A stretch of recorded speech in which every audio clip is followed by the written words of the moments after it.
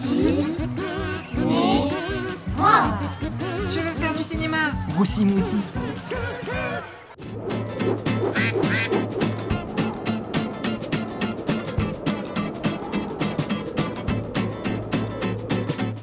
Dis Célia, comment fait-on les dessins animés?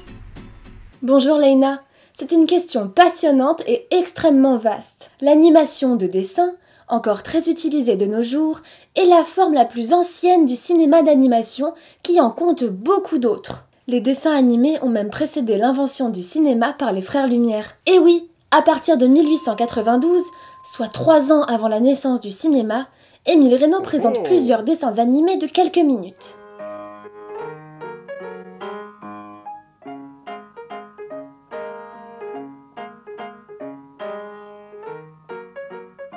Il demande au musicien Gaston Paulin de composer de la musique pour ses petits films et invente par la même occasion le concept de bande originale, autrement dit, de musique de film.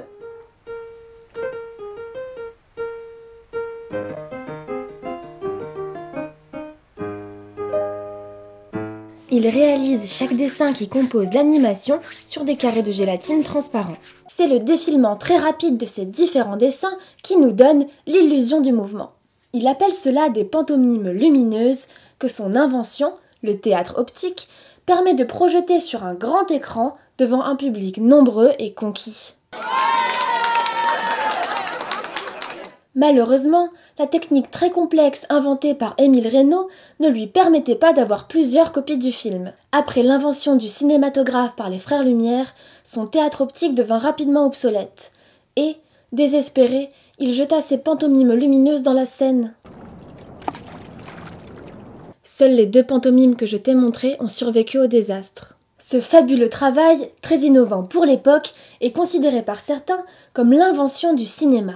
Il a en tout cas ouvert la voie au cinéma d'animation.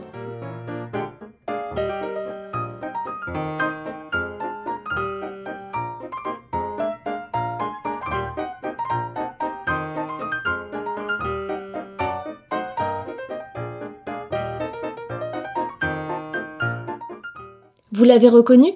Il a beaucoup changé avec le temps, mais c'est bien lui, Mickey Mouse, sans doute le personnage animé le plus célèbre de tous les temps, créé par Walt Disney. En 1937, c'est encore les studios Disney qui produisent le premier long métrage d'animation en couleur, Blanche-Neige et les 7 nains. Doublé dans 10 langues différentes, il connaîtra un succès international.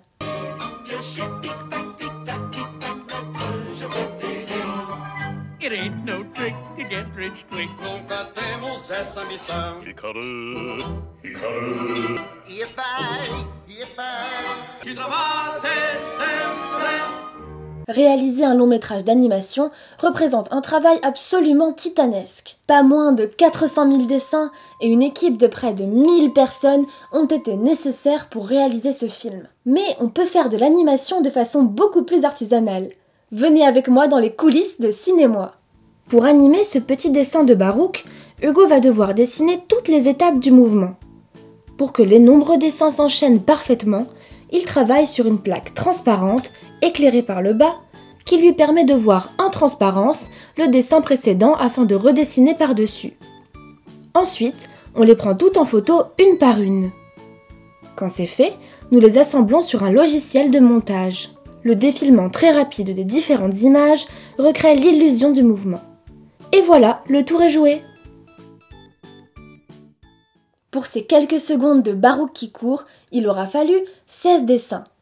Comme nous l'avons vu dans l'épisode 3, il faut que les images s'enchaînent suffisamment vite pour que nous ayons une impression de fluidité dans le mouvement. Mais on peut faire de l'animation plus simplement en utilisant du papier découpé ou des objets de tous les jours, comme pour notre générique. Nous découpons dans un premier temps les lettres que j'ai dessinées. Ensuite, nous les bougeons petit à petit en prenant des photos à chaque étape. Contrairement aux dessins animés, nous ne sommes pas obligés de redessiner chaque image, mais nous pouvons jouer sur le déplacement des éléments découpés. On appelle ça le cut-out. Ou, si l'on utilise des objets ou de la pâte à modeler, du stop motion. Enfin, on assemble ces photos grâce au logiciel de montage et on a l'impression que ça bouge tout seul.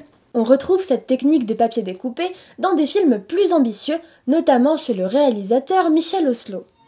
Je vous aime pour toujours. Je vous aime à jamais. Je suis prêt à tout pour vous.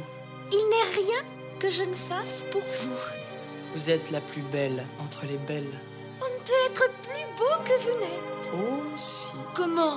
En 1926, avant même la naissance du cinéma parlant, la réalisatrice allemande Lotte Reiniger utilise elle aussi le papier découpé pour son long métrage Les Aventures du Prince Ahmed.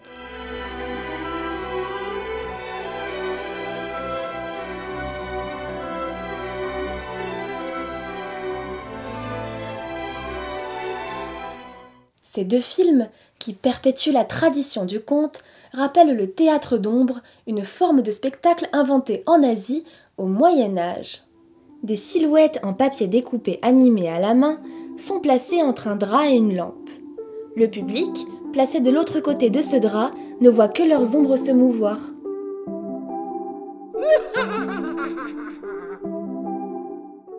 Mais peut-être que l'on peut remonter encore plus loin. À l'aube de l'humanité, nos ancêtres préhistoriques ont orné certaines grottes de somptueuses peintures d'animaux. Aujourd'hui, ce témoignage des temps passés est toujours aussi puissant. Et même si on ne sait pas vraiment pourquoi elles ont été faites, on peut imaginer que dans l'ombre des grottes, à la lumière vibrante des torches, ces dessins semblaient s'animer pour donner vie à ces silhouettes animales. Voilà Laïna, maintenant tu sais tout, alors à toi de jouer. Merci Célia, j'ai tout compris.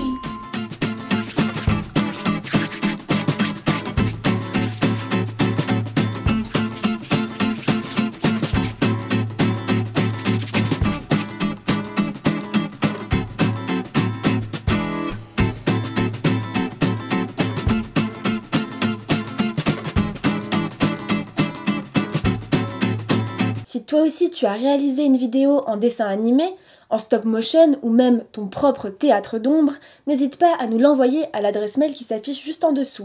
Nous diffuserons les meilleurs sur la page Facebook de l'Institut français.